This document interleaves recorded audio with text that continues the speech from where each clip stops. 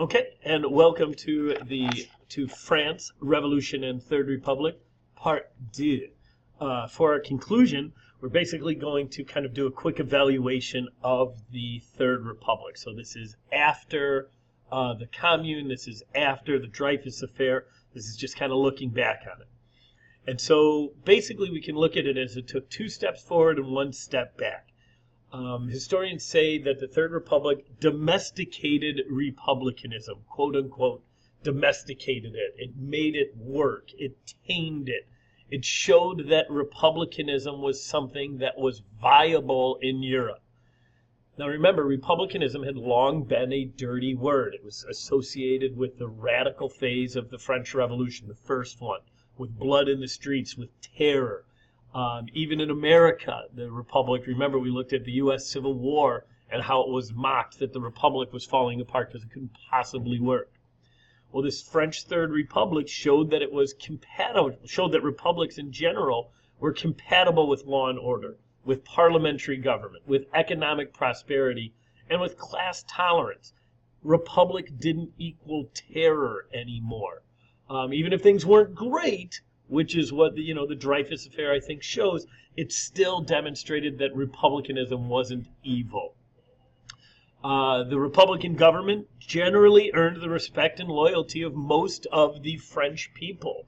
People got behind the government when they saw that it wasn't radical, when they saw that it was just a functioning government.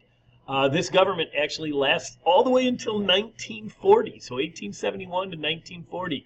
That's close to a record for French governments.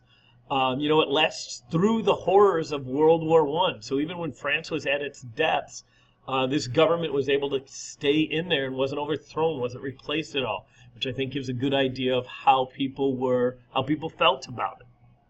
Now, this government did have universal male suffrage, so this is one of the first places that has that on a wide scale, and this just becomes standard now. The United States is just amending its constitution, to expand suffrage now. But there are no women voting in France. Women do not get the right to vote until after World War II in 1945. The French men anyway, feared that the women would be too conservative and too controlled by the church and by priests, and so they didn't want to give them the right to vote. Now, generally speaking, that we say that France was a pleasant country at this point. It became once again a center for people of Europe to go to vacation to. Artists, scholars, families, people flock there. It's peaceful, it's beautiful, there's a lot going on for it, and so it becomes, not that it ever wasn't, but it's refocused as a cultural center of Europe. Now, it does have some problems, though. They were so focused, this Third Republic was so focused on erasing the problems of the past that they lost sight of the future. They failed to really develop well for the future. They lagged behind England, Germany, and even the U.S. increasingly in industry and in finance. So they were not building towards a better future. They were trying, but just weren't getting close enough. They had very divisive party politics. The Dreyfus Affair showed that underlying divide between the left and the right. That was still very much there. They still had a lot of discontented workers.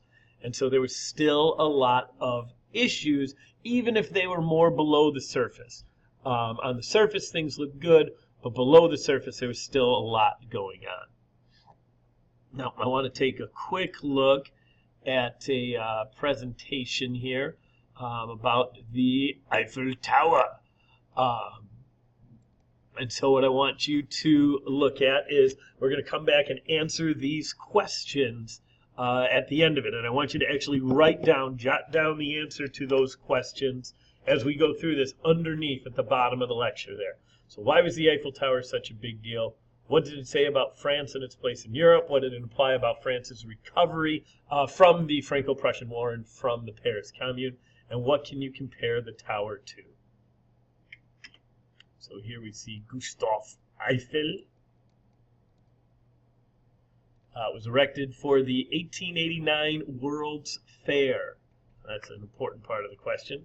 This is the tower being built. Just think those are cool time-lapse photos.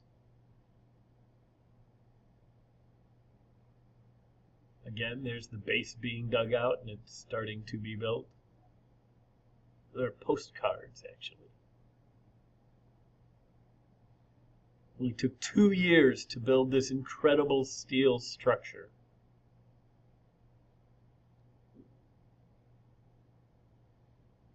And there it is. You can kind of see at the bottom there how it's the entrance to the World Fair, but the photograph isn't great.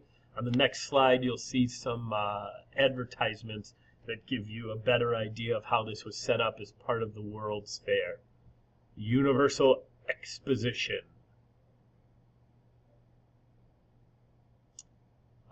Just so you know, the next World's Fair was in Chicago in 1893, the one immediately following this. It's when we hosted and had the big Ferris wheel and everything. If any of you have read Devil in the White City, you know what this refers to. So again, back to this question. I'd like you to jot down the answers. This is what we're going to start with tomorrow. And that'll pretty much wrap up our discussion here. Thanks for checking out part 2.